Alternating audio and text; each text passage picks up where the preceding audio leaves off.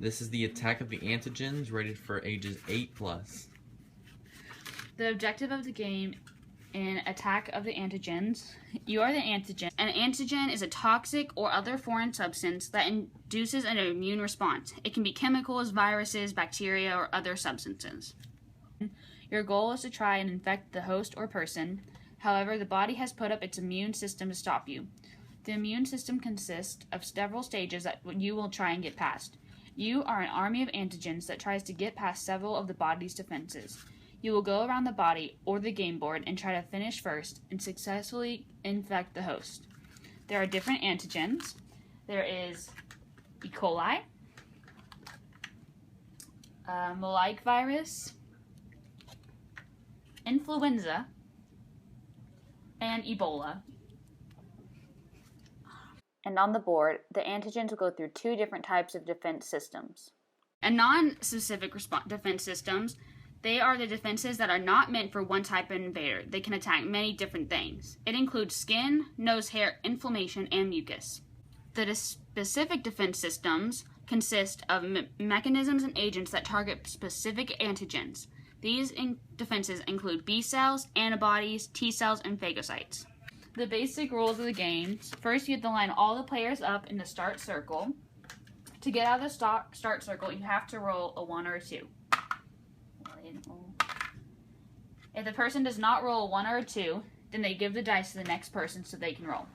When a player rolls a 1 or a 2, they can move that amount of spaces. Then, when they have moved, they will grab the defense card that matches the color of the space. So purple, which is skin. On the skin card, it will tell you instructions on what to do. Some cards will say to go forward, some will say backwards, or some not to move at all or skip a turn. There are 8 types of defenses, and each has a corresponding color space. There is skin, nose hair, inflammation, mucus, B cells, antibodies, T cells, and phagocytes.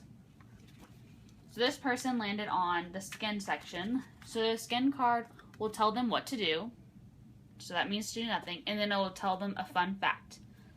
So the skin, on all the fun facts, will sum up to say that skin is the first line of defense for the body.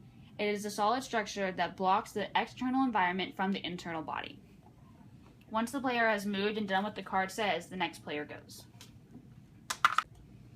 This person is in a safe zone. A safe zone is a section on the board that is an exception to the basic rules. The safe zone is the black dots located throughout the board.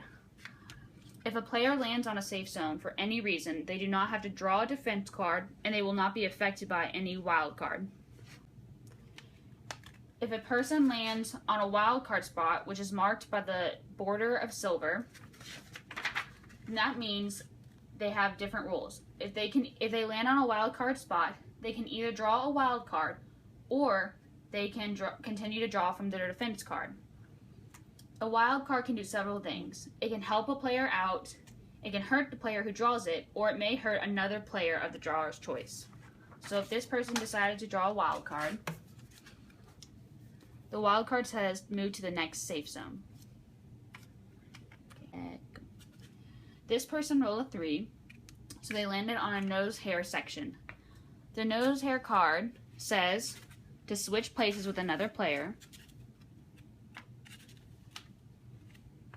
And it also says, as a fun fact, that the nose hair traps particles in the nose and keeps them from reaching the internal body. They work with the mucus to stop and kill any antigens. This person is on inflammation, so they would draw an inflammation card. And the card says to move forward 1 space, and it gives a fun fact that inflammation helps widen blood vessels so immune cells can get into the affected areas, since immune cells are so large. Then this person is on a green, so they would draw a green card of mucus. And the mucus card says to move back 1 space. And that mucus stops foreign invaders and also keeps any cells from drying out. Some mucuses carry antibodies and can kill antigens as they catch them. It is a very hostile environment for any living cell and is highly unsurvivable for any antigens. So when the player who is playing like a virus lands on a red section, which is B cells, they would grab the card, and it says move back 2 spaces. And then for a fun fact, it reads, when a B cell connects to an antigen, helper T cells secrete lymphokines that turn the B cell into a plasma cell to release antibodies. Antibodies are large, Y-shaped proteins that are recruited by the immune system to identify and neutralize foreign objects. Each antibody has a unique antigen that it can bind to, and when it binds to the antigen, it can either secrete chemicals into it to kill it, or it can identify and tag the antigen so other cells such as T cells and phagocytes can neutralize it. This person landed on a T cell section, so you would draw a T cell card, and it says to move back 2 spaces. The fun fact says that before it can release cytotoxins which kill the antigen, a T cell first releases perforin and opens the cell. T cells are created in the bone marrow, and there are 2 types: helper T cells, which give instructions, and killer T cells, which invade the cell. Ebola is in the orange zone, and the orange zone is special.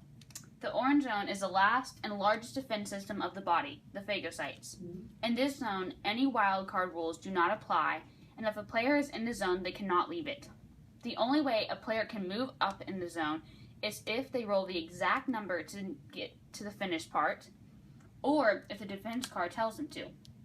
If a player does not roll the exact number they need to finish, then they have to draw a defense card and do what the defense card says.